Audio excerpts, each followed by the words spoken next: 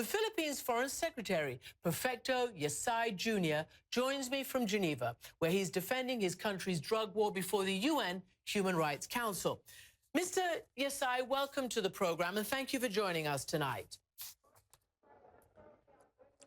Thank you also for this opportunity, Christiana. So let me first ask you about the breaking news today from your country. News that Abu Sayyaf, which apparently has links to ISIS, has in fact beheaded a German hostage who's been held for many, many months.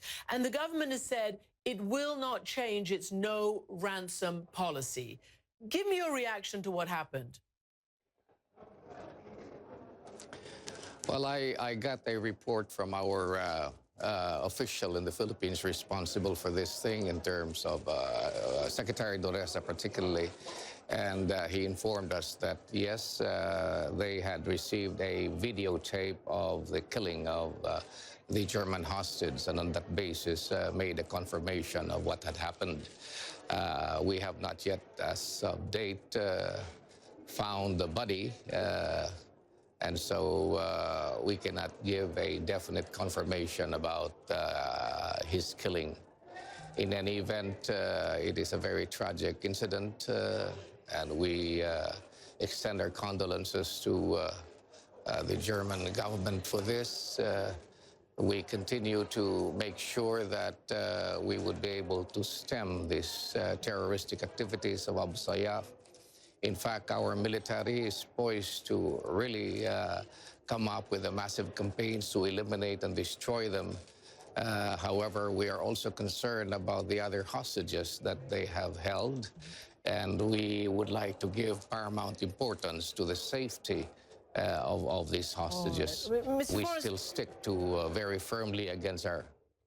Sorry, go ahead. We stick firmly against our no ransom policy. Mm-hmm.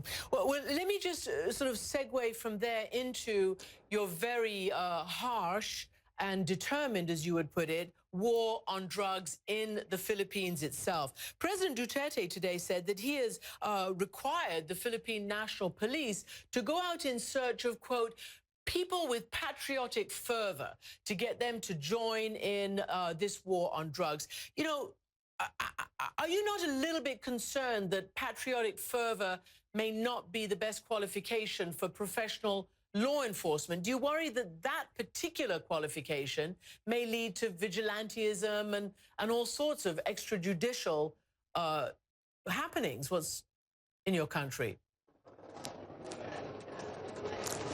I don't think so, Christiana. I mean, our people are very much concerned about this drug menace in the Philippines that has really grown to pandemic proportions. And they have indicated their support to the president in this fight against illegal drugs. So the call of the president to help us stem this scourge that has really destroyed our families and wreak havoc on our communities is a very important call. And it does not necessarily mean, or even I am sure the president did not imply, that they should get into any vigilante activities.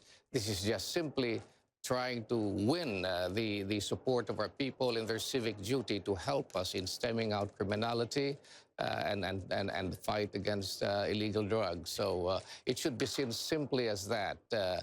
Whatever support that they could give to the efforts in government, pointing out those who are in the illicit trade, even corrupt government officials, is very important. And this is the kind of call that the president had asked our people to be part of. Mm-hmm. And it is not a call for them to engage in killings or be engaged in vigilante activities. Yeah, I was just wondering about the professionalism of people who are called with patriotic fervor, because as you know, the president has hit the pause button on this crackdown on drugs because of the killing of a South Korean businessman by allegedly, you know, corrupt police officials. So doesn't that itself say there's something wrong with this operation? I mean, doesn't 7,000 bodies in 8 months give you pause, Mr. Foreign Secretary?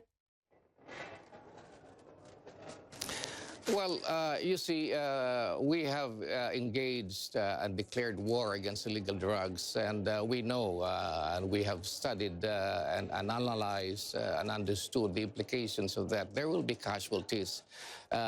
We have confirmed that there are about 2,000 deaths as a result of legitimate police operations, but the rest is something that we are investigating very closely and thoroughly because we have categorized this as simple murders. They are not part of what people have described as extrajudicial killings perpetrated by law enforcement agents. So I think it will be unfair for us to just simply say that because we have 6,000 or 7,000 deaths, that all of them had been perpetrated as extrajudicial killings, which is not so. The government admits and confirms that there are 2,000 deaths resulting from legitimate police operations where the rules of engagement have been strictly followed. Nevertheless, if there has been accusations or even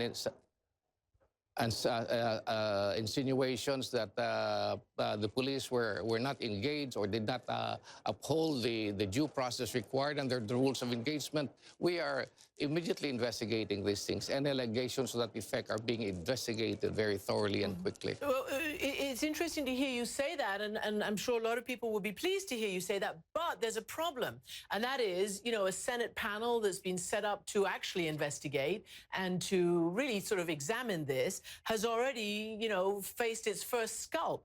I mean, Senator Leila de Lima, just before the weekend, was arrested and escorted out of her office. She's the most high profile of those who have been, you know, targeting and criticizing President Duterte's crackdown. And, you know, she told me a few weeks ago that she felt the president was after her and that actually wanted to, quote, destroy her. Listen to what she told me. I think he has actually undertaken a personal vendetta against me because he has not forgotten when I was the chairperson of the Commission on Human Rights and I led an investigation in the Davao death squad. And so he has not forgotten that. I've been warned that if I proceed with the Senate inquiry, they're going to do this.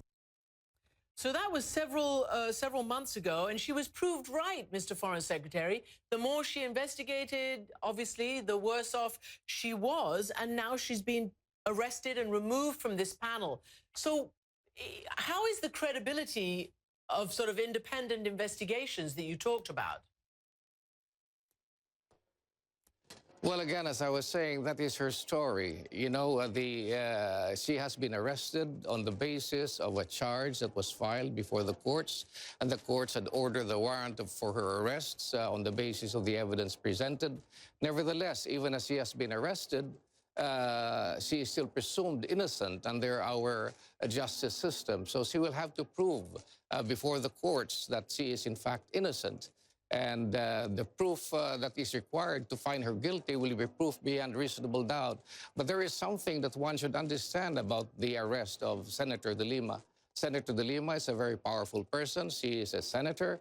And you see that our justice systems work. Nobody is spared. If you violate the law, you will be arrested. Okay, let me something that I'd like to emphasize. Sorry, let me just interrupt you because even your vice president is quite concerned, and she has talked about this as part of a persistent campaign of political harassment. As you know, the senator says it was a politically trumped up charge. But more to the point, your justice secretary over the weekend at a rally asked tens of thousands of the president's supporters who else they would like to see locked up. I mean, that smacks of riling up the crowd. It smacks of Pontius Pilate when he was judging, you know, Jesus Christ. Who do you want us to lock up next? That's not due process.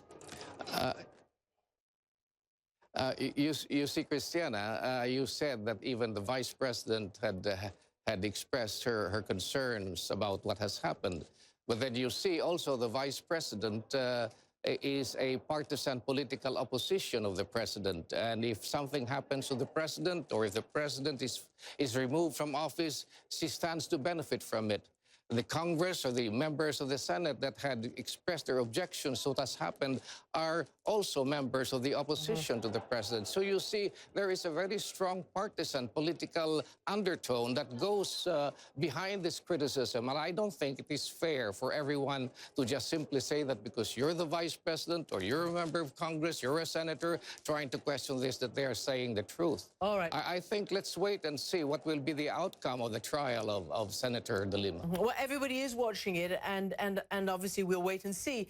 And the president did say that she would be 100% safe because many people are worried for her life and her safety. But I want to move on to Philippine-U.S. relations. You have long been very, very close allies. But you recently caused a bit of a stir, Mr. Foreign Secretary, when you said the U.S. sees Filipinos as, quote, little brown brothers.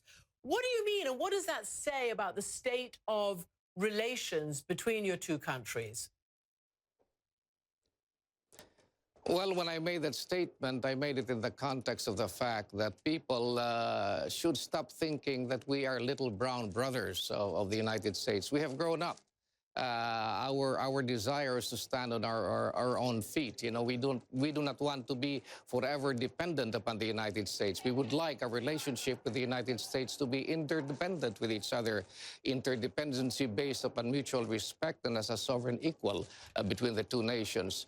Our relationship with the United States will continue to be stronger. Our president has said that he will be working on the existing relationship to really make sure that the mutual interests of the two countries will be fostered. Okay, just and a with the quick new president coming in, President Donald Trump, this is I hear you an saying opportunity for us even to strengthen further that relationship. Well, does that mean, because the President Duterte also suggested that he was moving more towards China and perhaps less towards the United States?